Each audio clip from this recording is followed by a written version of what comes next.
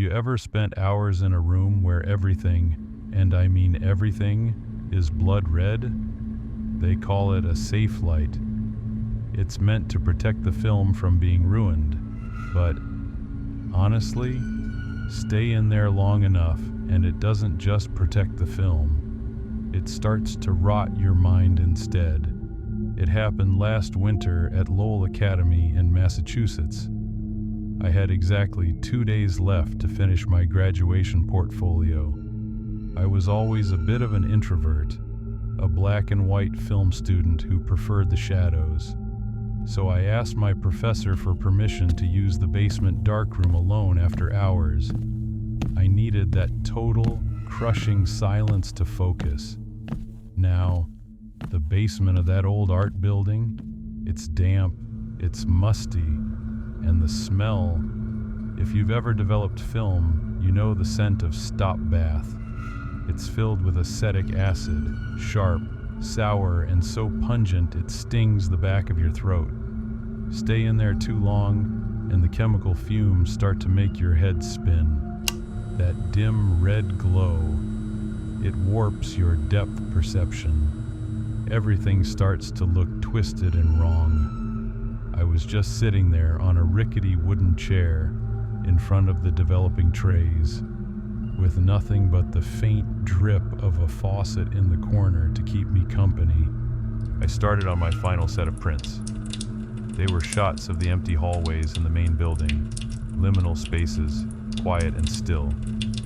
I slid the first sheet of photo paper into the developer tray.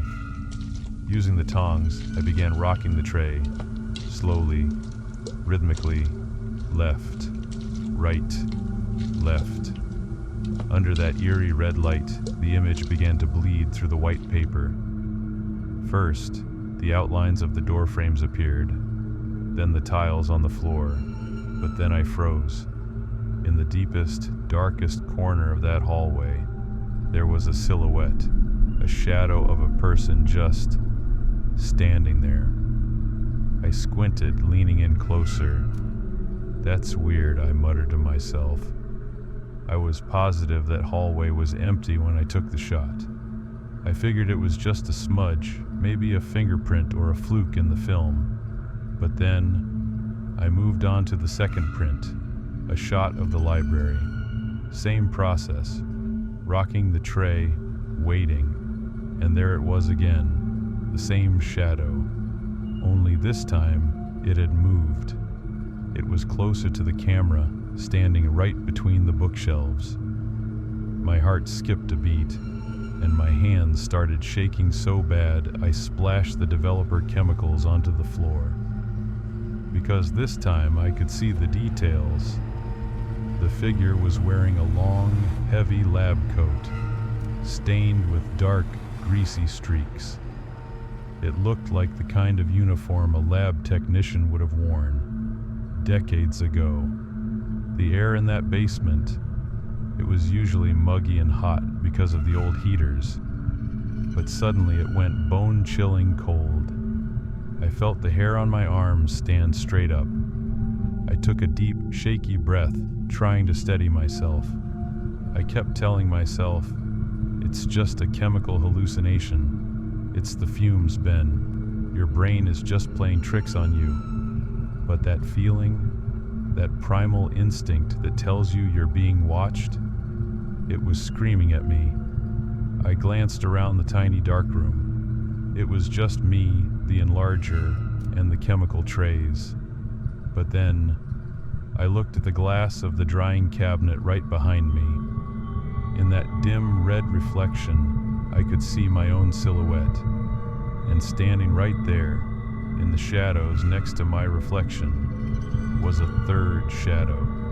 It was standing in the exact same spot as the figure in the photos, perfectly still, watching me from the corner of the room. I didn't dare turn around. I couldn't. I was paralyzed. All I could do was stare down at the developer tray, watching the liquid ripple and splash because my hands were shaking uncontrollably. My heart was pounding so hard I could hear it in my ears. And then, The sound of the faucet in the corner, it changed.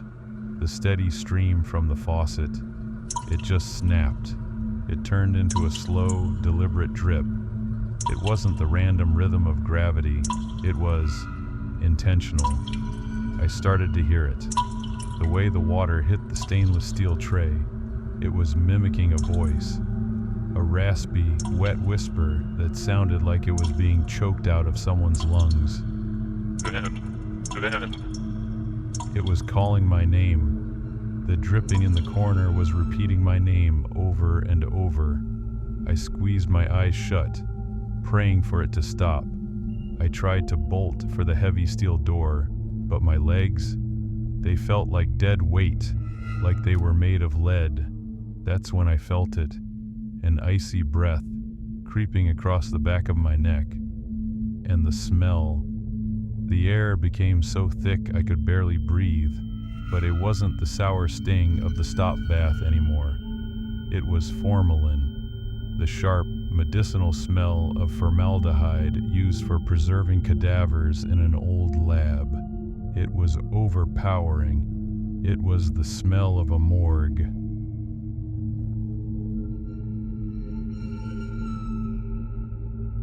I mustered every last bit of strength I had left.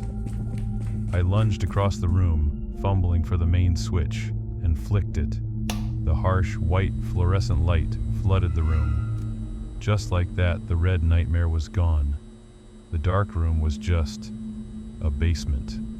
An old, empty basement. No shadows, no man in a lab coat. Just me, gasping for air in the middle of a silent room. I grabbed my film and my dripping wet prints and bolted out of there. I didn't even look back once. The next morning, I took the prints to my professor. I was shaking as I laid them out, waiting for him to see what I saw. But when I looked down, my stomach dropped. The shadows were gone, every single one of them. The hallways were empty. The library was vacant. It was just a regular set of student photos. My professor just sighed and told me I'd probably been working too hard. The red light plays tricks on your eyes after a few hours, Ben, he said. Get some sleep. I almost believed him until I mentioned the smell. I told him about the formalin, the scent of the morgue that filled the room. The professor stopped. He looked at me, his face going completely pale. He whispered, Ben, Lowell Academy used to be a medical school back in the day. That dark room you were using, that's where they used to store the cadavers before they moved to the new building. I quit film photography that day. I haven't touched a manual camera since, because every time I close my eyes, I still see that blood-red glow burned into my retinas. And sometimes, in the middle of a quiet night, I can still hear the sound of a faucet dripping, softly calling my name from the dark.